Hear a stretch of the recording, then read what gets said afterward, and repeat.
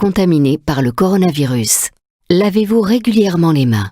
Lavez-les soigneusement à l'eau et au savon, tant la paume que le dos, mais aussi entre les doigts. Comptez entre 40 et 60 secondes par lavage. Toussez ou éternuez dans le pli de votre coude et utilisez toujours des mouchoirs en papier. Jetez-les dans une poubelle fermée. Si vous êtes malade, restez chez vous. Ne vous rendez pas au travail. Évitez autant que possible de vous toucher le visage, en particulier le nez et la bouche, avec les mains. Évitez les contacts rapprochés et évitez les poignées de main. Prenez soin de vous, mais aussi des autres.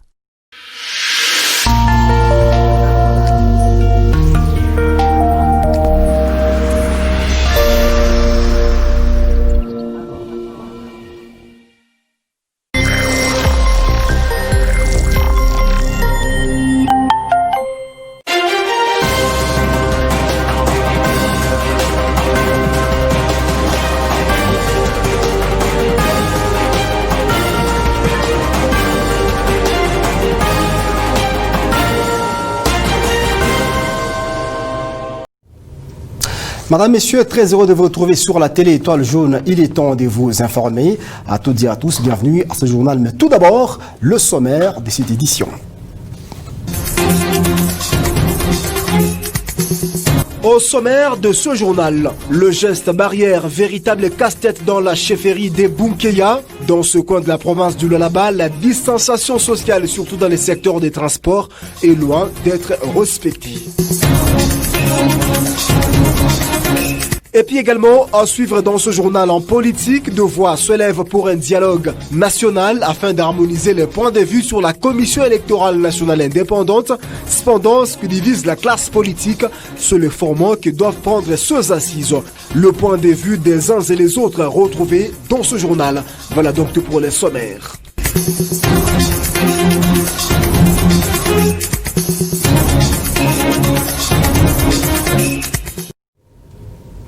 Merci une fois de plus de nous faire confiance. Nous le disions déjà au sommaire de ce journal. Premier titre de ce journal, direction chefferie des Bunkeya située à plus de 100 km de la ville de Kolwezi, dans ce coin de la province du Lualaba. Le geste barrière, en tout cas, sont un véritable casse-tête pour les habitants de ce coin, surtout dans les secteurs des transports où la distanciation physique est loin d'être respectée.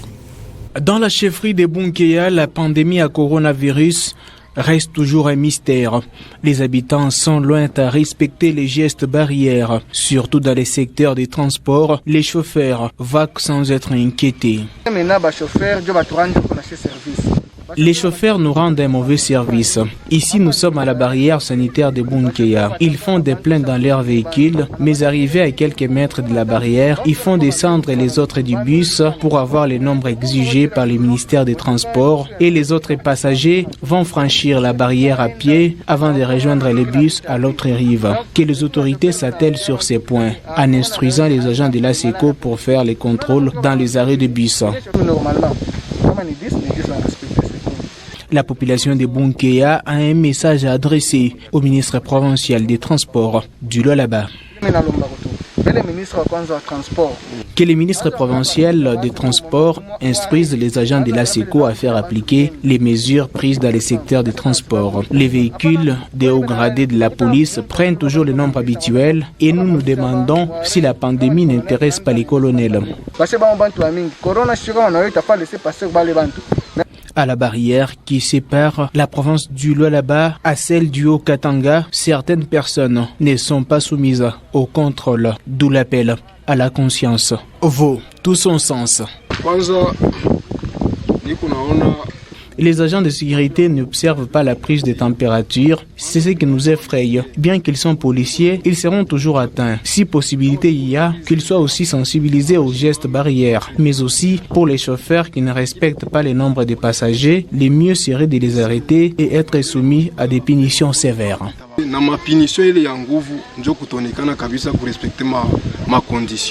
Jusque-là, l'équipe chargée de prévention à la Covid-19 de Bunkeya n'a pas encore reçu l'autorisation d'interpeller ou d'arrêter les récalcitrants. Les mesures sont bel et bien bafouées dans cette contrée du Lualaba.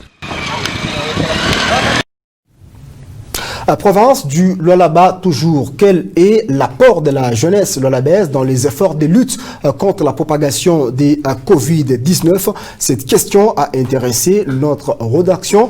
C'est à l'occasion de la célébration de la journée des compétences des jeunes, une journée qui est célébrée pour cette année 2020 dans un climat de coronavirus. Pendant que les autres sont dans un sommeil des plombs, les plus audacieux inventent dans leur domaine. La compétence des jeunes lualabais n'est pas à démontrer au grand jour. Les preuves sont plus éloquentes. En pleine pandémie de coronavirus, ils mettent leur savoir-faire à l'humanité pour limiter la propagation de la Covid-19.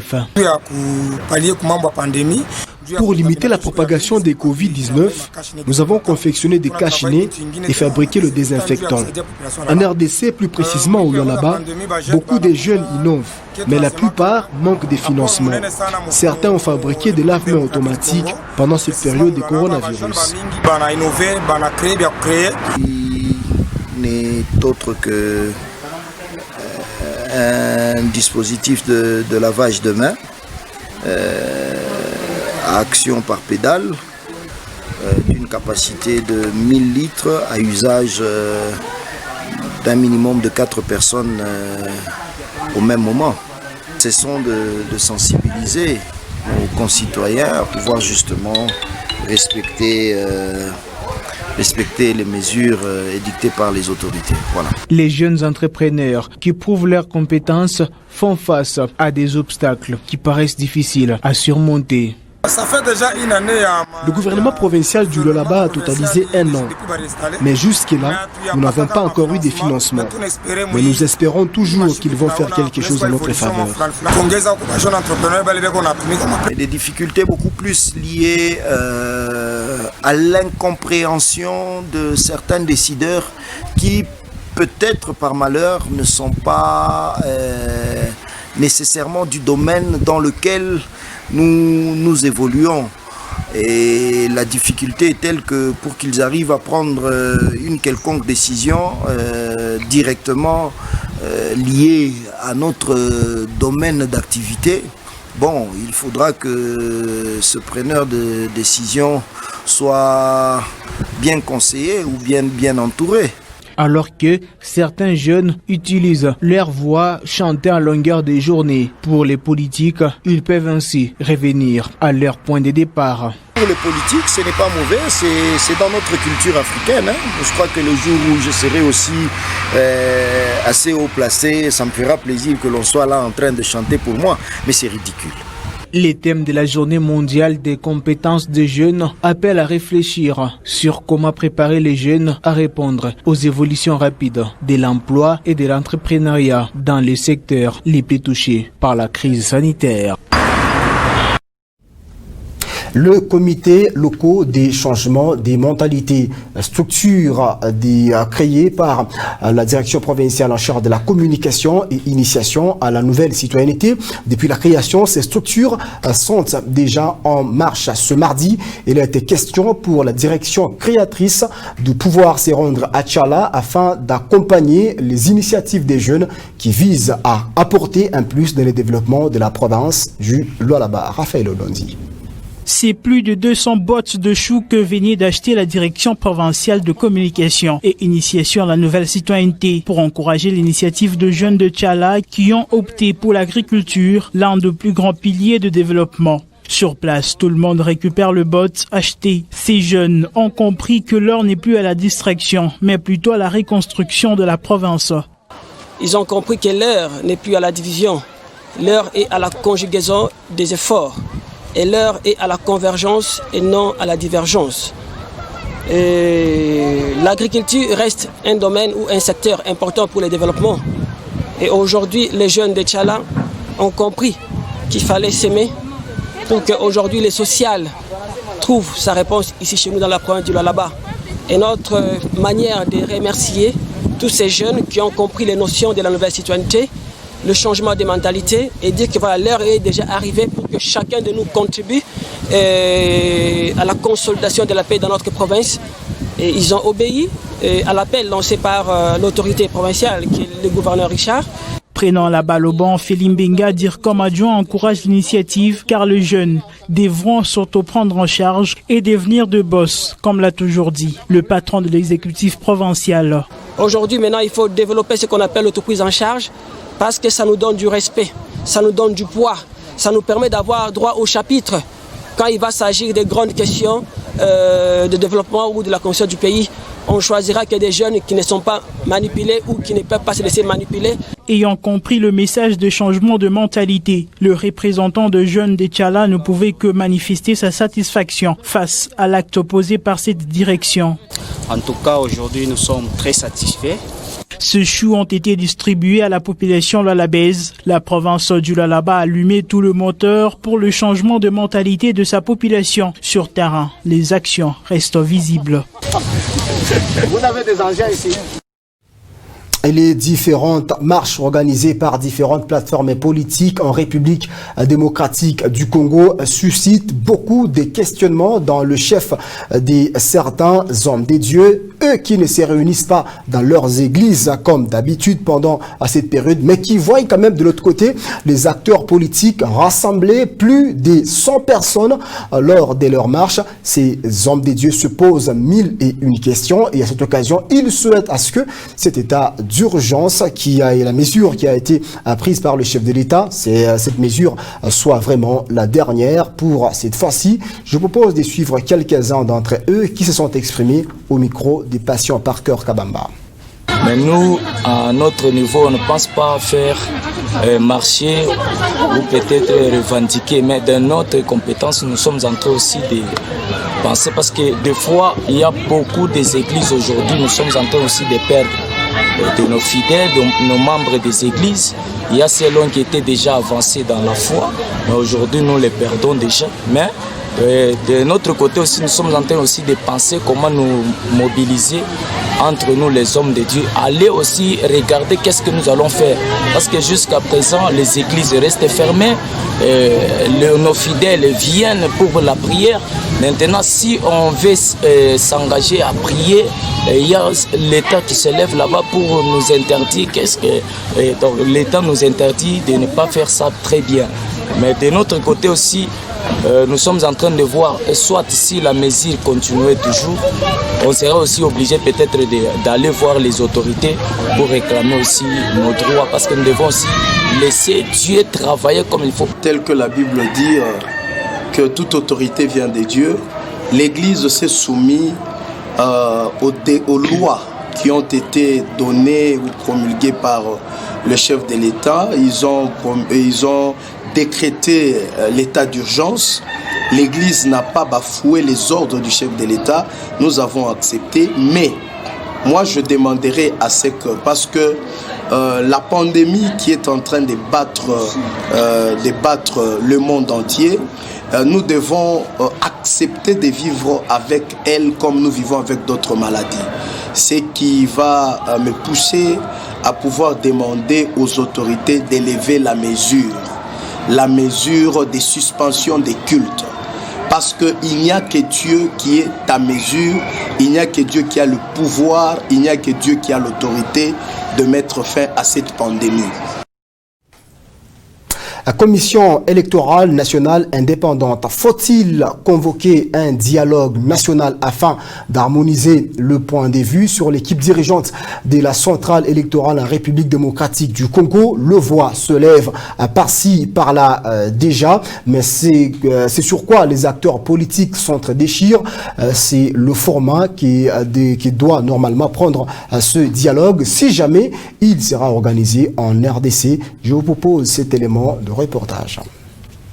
Pendant 2 jours, le 9 et le 13 juillet, la RDC a connu de fortes tensions dans différentes provinces marquées par de marches de protestation. Le bilan fait état de plusieurs casses et quelques morts. Malheureusement, après toute cette manifestation, aucun changement sur les revendications. À la tête de la CENI, l'homme qui fait la une de médias ce dernier temps en RDC, Ronsard Malonda, y est et y reste en attendant sa nomination par le chef de l'État. À l'Assemblée nationale, le très controversé loi Minaku et Sakata n'ont bougé d'un seul iota. La crise demeure et les manifestants sont loin de s'avouer vaincus. Aussi longtemps qu'il n'y aura pas de solution à notre revendication, nous allons continuer d'abord avec le marche, avec de pression, parce que nous ne voulons pas de cette imposition-là. Déjà, deux voix se lèvent en faveur d'un dialogue national pour baliser le chemin des élections en 2023. Du côté Lamouka, on prône la mise en application du schéma des sorties des crises proposé par l'homme de la vérité des urnes, Martin Fayoulou.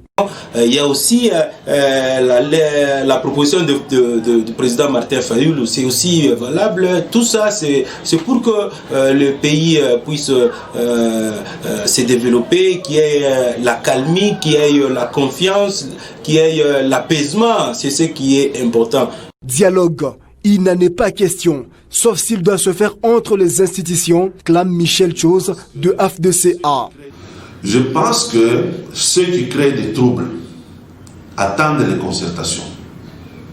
Leur stratégie, c'est chambouler l'ordre public, organiser l'ordre établi, organiser les concertations, aller dans le schéma d'une transition, au bout de 2 ans, organiser les élections.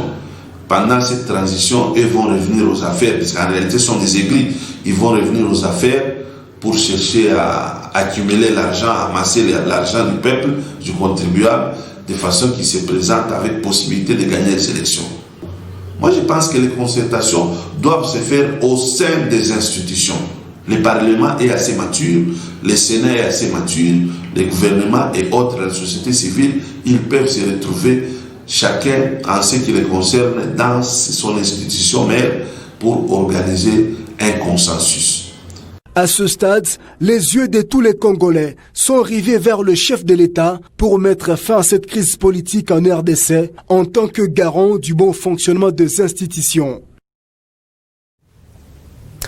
Marche anti-Ronsard Malonda, la tête de la commission électorale nationale indépendante. Pendant ces 2 jours de marche, la province du Lualaba a tourné normalement comme il fallait. La population a respecté le mot d'ordre lui lancé par ses autorités, tant urbaines que provinciales. Comportement salué par le gouverneur des provinces, Richard Mouyej Monguezmons, au travers son directeur des communications, mais au travers le directeur des communications, mais aussi porte-parole du gouvernement provincial du Lualaba, Emmanuel Ikossa.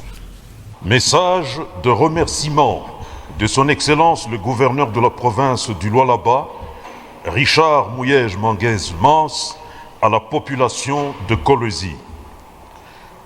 Suite au comportement louable, empreint de sens de responsabilité et de civisme, affiché par toute la population de la ville de Kolwezi, au cours de la journée du 13 juillet, en notre qualité de gouverneur de la province du Lualaba et de citoyens épris de paix, nous tenons à remercier et à féliciter les habitants du chef-lieu de notre province pour avoir répondu favorablement à notre mot d'ordre et ainsi vaquer normalement à leurs occupations habituelles, et ce, malgré les divers appels à la marche en violation de l'ordonnance du président de la République proclamant l'état d'urgence sanitaire. À cette occasion, comme autorité provinciale, nous avons apprécié particulièrement le concours remarquable apporté par toutes les autorités politico-administratives, celles de la police et de l'armée dans notre province, l'appel à la paix adressé à toute notre population par les confessions religieuses locales, ainsi que la volonté clairement exprimée des acteurs de la jeunesse et d'autres structures pour un déroulement normal de la journée du 13 juillet 2020. Pour son développement, la province du Lualaba a besoin essentiellement, aujourd'hui et dans les jours à venir, de la paix et de l'harmonie dans les rapports sociaux de toutes les personnes qui y vivent et y travaillent. Vive la République démocratique du Congo, notre pays. Vive le Lualaba, notre province. Vive sa population éprise de paix. Je vous remercie. Richard Mouyège-Manguez, gouverneur de province.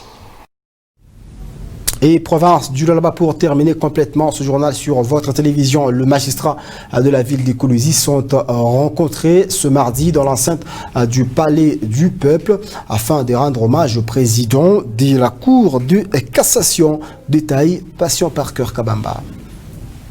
Nous sommes en deuil, nous magistrats de la République, nous sommes en deuil et pratiquement ceux du Lualaba. Nous avons perdu le premier président de la Cour de cassation. Dans l'histoire judiciaire de notre pays, c'est pour la toute première fois qu'un premier président de la Cour de cassation en fonction meurt. Même à l'époque de la Cour suprême de justice, il y avait le tout premier président de la Cour suprême de justice, Marcel Liaou, et le dernier premier président de la Cour suprême de justice, Jérôme Kitoro Kimpele, qui fut le premier président de la Cour suprême de la Cour de cassation. Donc nous n'avons pas connu ce cas, donc c'est un cas qui nous dépasse. Mais nous remercions seulement l'Éternel pour cet événement. C'est ainsi qu'on a souhaité tous, moi avec mon collègue, monsieur le procureur général, tous les chefs de juridiction, tous les magistrats des organes de l'ordre judiciaire, nous avons décidé de nous placer comme si nous étions à Kinshasa à la cérémonie. On retient d'abord que c'était un magistrat modèle. Moi-même, j'ai eu à travailler avec lui. J'ai eu à effectuer avec lui plusieurs voyages de service, des missions de service. C'est un magistrat très intelligent qui vient de nous quitter. Mais qu'est-ce que vous voulez? Ainsi va le monde. Il est arrivé au sommet. C'est une grâce. Nous appelons le sommet, la Cour de cassation, terre promise. Pour un magistrat, quand il arrive à la Cour de cassation, au Conseil d'État, à la Cour constitutionnelle, donc il arrive à la terre promise. Il est arrivé à la terre promise et il s'est retiré, que la terre de nos ancêtres lui soit douce et légère. Mais...